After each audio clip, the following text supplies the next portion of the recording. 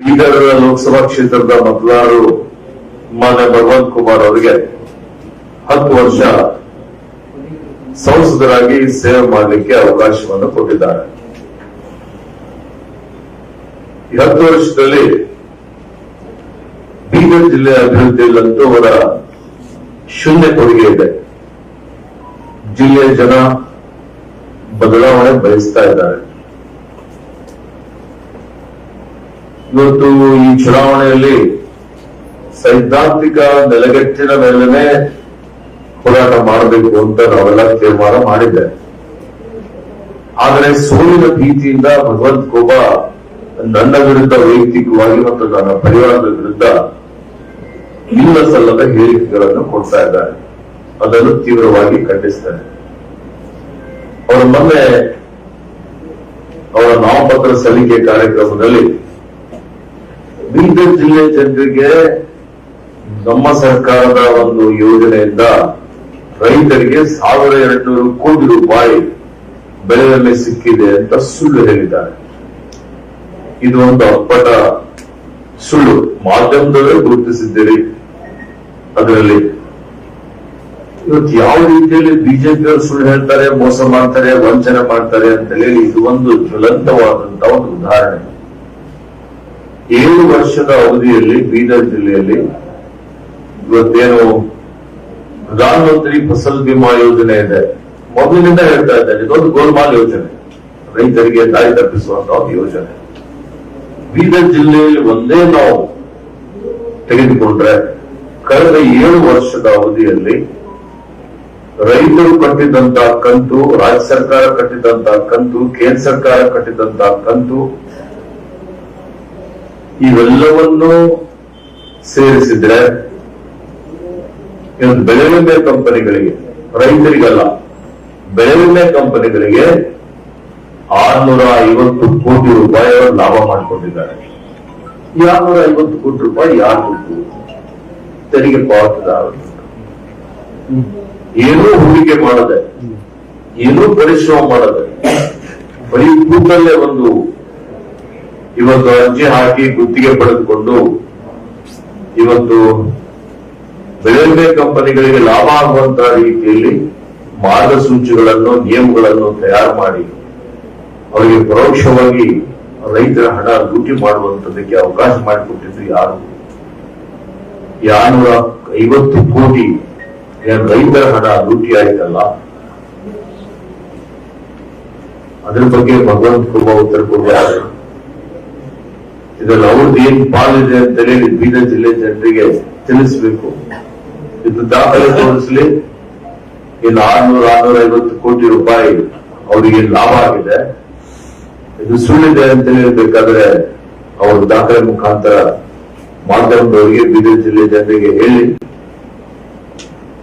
ರೈತರ ಆದಾಯದ ಬಗ್ಗೆ ಯಾವ ರೀತಿಯಲ್ಲಿ ಮೋಸ ಮಾಡಿದ್ದಾರೆ, ಆದಾಯ ದುಪ್ಪಟ್ಟು ಮಾಡ್ತೀವಿ ಅಂತ ಹೇಳಿದಂಥದ್ದು ಮಾನ್ಯ ಎಚ್ ಕೆ ಪಾಟೀಲ್ ಸಾಹೇಬರು ಹೇಳಿದ್ದಾರೆ. ಬೀದರ್ ಜಿಲ್ಲೆಗೆ 1,00,000 ಕೋಟಿ ಅನುದಾನ ಎಲ್ಲಿದೆಯಪ್ಪ? 1,00,000 ಕೋಟಿ ಯಾರಾದ್ರೂ ನೋಡಿದ್ದೀರಾ? ಏನು ಸೇತುವೆ ಮಾಡಿದಾರ? ದೊಡ್ಡ ಮಟ್ಟದ ಏನಾದ್ರು ಸಾರ್ವಜನಿಕ ಉದ್ದಿಮೆ ಪ್ರಾರಂಭ ಮಾಡಿದಾರ? ಇನ್ ಸೋಲಾರ್ ಪಾರ್ಕ್ ಮಾಡಿದಾರ? ರಾಸಾಯನಿಕ ಗೊಬ್ಬರದ ಖಾತೆಯ ಮಂತ್ರಿಯಾಗಿ ಗೊಬ್ಬರ ಕೊಡ್ತಾ ಇಲ್ಲ, ಕಾಳಸಂತೆಯಲ್ಲಿ ಗೊಬ್ಬರ ಮಾರಾಟ ಆಗ್ತಾ ಇದೆ ಅಂತ ಹೇಳಿ ದೂರಿದ್ರೆ ಶಿಕ್ಷಕನನ್ನೇ ಸಸ್ಪೆಂಡ್ ಮಾಡಿಸಿ ಇವತ್ತು ರೈತರಿಗೆ ಸಕಾಲಕ್ಕೆ ಗೊಬ್ಬರನೂ ವಿತರಣೆ ಮಾಡಲಿಕ್ಕೆ ಕೊಟ್ಟಿಲ್ಲ, ಆಗಲಿಲ್ಲ. ಇದ್ರ ಬಗ್ಗೆ ರೈತರು ಉತ್ತರ ಕೇಳ್ತಾ ಇದ್ದಾರೆ ಬೀದರ್ ಜಿಲ್ಲೆ ಜನ. ಅದ್ರ ಬಗ್ಗೆ ಹೇಳೋದ್ ಬಿಟ್ಟು ನಾನು 1,00,000 ಕೋಟಿ ಎಲ್ಲಿದೆ, ಏನ್ ಮಾಡಿದ್ದಿದೆ? ಮಾಡಿದ್ದೇ ಇದು ನಮ್ಮ ಕಾರ್ಯಕಾಲದಲ್ಲಿ ರಾಜ್ಯ ರಸ್ತೆ ಸಾರಿಗೆ ಸಂಸ್ಥೆ ಅಡಿಯಲ್ಲಿ ಬರುವಂತಹ ರಸ್ತೆಗಳಿದ್ದು ಮೇಲ್ದರ್ಜೆಗೆ ಹೆಚ್ಚಿದ ಮೇಲೆ ರಾಷ್ಟ್ರೀಯ ಹೆದ್ದಾರಿಯಾಗಿ ನವಮಾದಿಂದ ಕಮಲನಗರ್ ಹೋಗುವಂತಹ ರಸ್ತೆ ಇದೆ. 250-300 ಕೋಟಿ. ಹಿಂದೆ ಇದ್ದಂತ ರಸ್ತೆನೇ ಚೆನ್ನಾಗಿತ್ತು.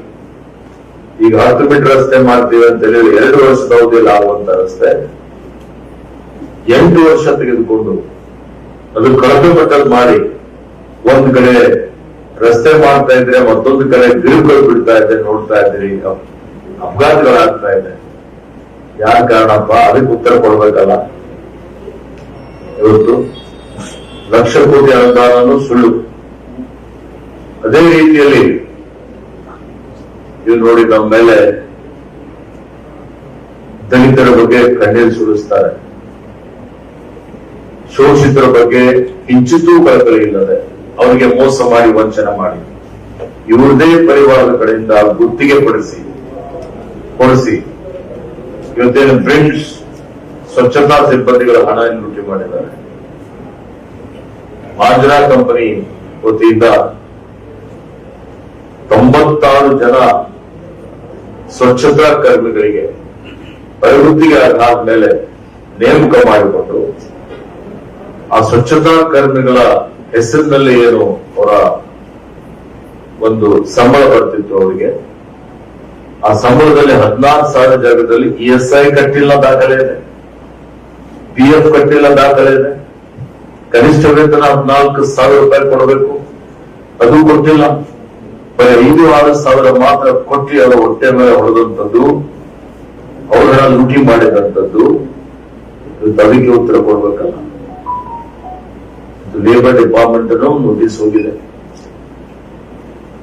ಇವತ್ತು ನಾವು ನಮ್ಮ ಪರಿವಾರ, ನಮ್ಮ ಪೂಜ್ಯ ತಂದೆಯವರು ಅವರಿಗೆ ರಕ್ಷಣೆ ಕೊಟ್ಟಿದ್ದಿದೆ, ಅವರಿಗಾಗಿ ಶಾಲೆ ತೆಗೆದಿದ್ದಿದೆ, ಕಾಲೇಜ್ ತೆಗೆದಿದ್ದಿದೆ, ವಸತಿ ನಿಲಯ ಮಾಡಿದ್ದಿದೆ. ಇದರಿಂದ ಏನಾದ್ರು ಇದೆಯಾ? ಕೊಡುಗೆ ಇದೆಯಾ? ಎಲ್ಲಾದ್ರು ಬರೀ ಎಲ್ಲ ಸುಳ್ಳು. ನೋಡಿ,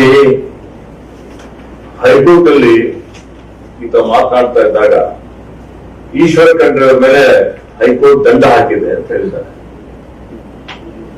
ನನ್ನ ವಿರುದ್ಧ ನನ್ನ ಎದುರಾಳಿ ಚುನಾವಣಾ ತಕರಾರು ಅರ್ಜಿ ಹಾಕಿದ್ದ. ಕೋವಿಡ್ ಸಮಯದಲ್ಲಿ ನನಗೆ ಸಮನ್ಸ್ ಬಂದಾಗ ಹೈಕೋರ್ಟ್ಗೆ ನಾನು ಸಮನ್ಸ್ಗೆ ಉತ್ತರ ಕೊಡಲಿಕ್ಕೆ ಆಗಲಿಲ್ಲ. ನೀವು 3-4 ಸಲ ಸಮನ್ಸ್ ಕೊಟ್ಟರು ಉತ್ತರ ಕೊಟ್ಟಿಲ್ಲ ಅಂತ ಹೇಳಿ ಕಾಸ್ಟ್ ಅಂತ ಹಾಕಿದ್ದಿದೆ. ಅದು ಆ ಕಾಸ್ಟ್ ಕೋವಿಡ್ಗೆ ಹೋಗ್ಬೇಕು ಅಂತ ಹೇಳಿದಾಗ ನನ್ನ ಸಂಬಳದಲ್ಲಿ ತಂತ ದುಡ್ಡು ನಾನು ಕೋವಿಡ್ಗೆ ಉಪಯೋಗ ಮಾಡಲಿ ಅಂತ ಹೇಳಿ ಕೊಟ್ಟಿದ್ದೆ. ಅದಕ್ಕೆ ಬರೀ ಸುಳ್ಳು ಅಪಪ್ರಚಾರ ಮಾಡುವಂತ ಕೆಲಸ ನೋಡಿ. ಇವ್ರು ಏನ್ ಮಾಡಿದ್ದಾರೆ? ಒಬ್ಬ ಕೇಂದ್ರದ ಸಚಿವನಾಗಿ ಇವರು ಅಕ್ರಮ ಗಣಿಗಾರಿಕೆ ಮಾಡಿದ್ದಾರೆ ಅಂತ ಹೇಳಿ ಕಲಬುರಗಿಯಿಂದ ಗಣಿಗಾರಿಕೆ ಇಲಾಖೆ ವತಿಯಿಂದ 2 ಎಕರೆ ಜಮೀನು ಪಟ್ಟಾ ಜಮೀನಲ್ಲಿ ಮಾಡುವಂಥದ್ದು, ಸರ್ಕಾರಿ ಜಮೀನು ಒತ್ತುವರಿ ಮಾಡಿಕೊಂಡು ಲೂಟಿ ಹೊಡೆದು 60 ಲಕ್ಷ ರೂಪಾಯಿಯನ್ನು ದಂಡ ಕಟ್ಟಬೇಕು ಅಂತ ನೋಟಿಸ್ ಇದೆ. ಇವತ್ತಿನವರೆಗೆ ಆ ಮನುಷ್ಯ ದಂಡ ಕಟ್ಟಿಲ್ಲ. ಇವತ್ತು ದಾಖಲೆ ಒದಗಿಸ್ತೇನೆ ನಾನು. ಯಾರಣ್ಣಪ್ಪ ಅದು? ಅಕ್ರಮ ಗಣಿಗಾರಿಕೆಯಲ್ಲಿ ಭಾಗಿಯಾಗಿದ್ದಾರೆ ಇಲ್ಲ, ಅದಕ್ಕೆ ಯಾವ ಉತ್ತರ ಕೊಡ್ಬೇಕು? ಹೇಳ್ಬೇಕಲ್ಲ. ಮತ್ತೆ ನನ್ನ ವಿರುದ್ಧ ತಕರಾರಿತ್ತು, ಚುನಾವಣಾ ತಕರಾರಿತ್ತು, ಅವತ್ತೇ ಡಿಸ್ಮಿಸ್ ಆಗಿದೆ. ಅದು ಅದರಲ್ಲಿ ಯಾವುದೇ ಹುರುಳಿಲ್ಲ ಅಂತ ಹೇಳಿ ಈ ರೀತಿಯಲ್ಲಿ ಗಣಿ ಇಲಾಖೆ ನೋಟಿಸ್ 60 ಲಕ್ಷ ಕೊಟ್ಟರು. 2ನೇ ಅಫಿಡವಿಟ್ ಅಲ್ಲಿ ಹಾಕಿದ್ದಾರೆ, ನೋಟಿಸ್ ಬಂದಿದೆ, ನಾನು ಇದಕ್ಕೆ ಅಪೀಲ್ ಮಾಡಿದ್ದೀನಿ ಅಂತೇಳಿ. ಏನ್ ಅಪೀಲಪ್ಪ? ನಿಮ್ ಸರ್ಕಾರ ಇದ್ದಾಗೆ ಬಂದಿದೆ ಅಲ್ಲ ನೋಟಿಸು, ಮತ್ತೆ ಯಾವ್ದಾದ್ರು ಸರ್ಕಾರದಲ್ಲಿ ಬಂದಿದೆಯಾ? ನಾನು ಹಿಂದೆ ಸಿದ್ದರಾಮಯ್ಯ ಸರ್ಕಾರದಲ್ಲಿ ಸಚಿವನಾಗಿದ್ದಾಗ ಬಾಲ್ಕಿ ಕ್ಷೇತ್ರಕ್ಕೆ 25,000 ಮನೆ ಮಂಜೂರಾತಿ ಮಾಡಿಸಿದ್ದೆ ವಿಶೇಷವಾಗಿ.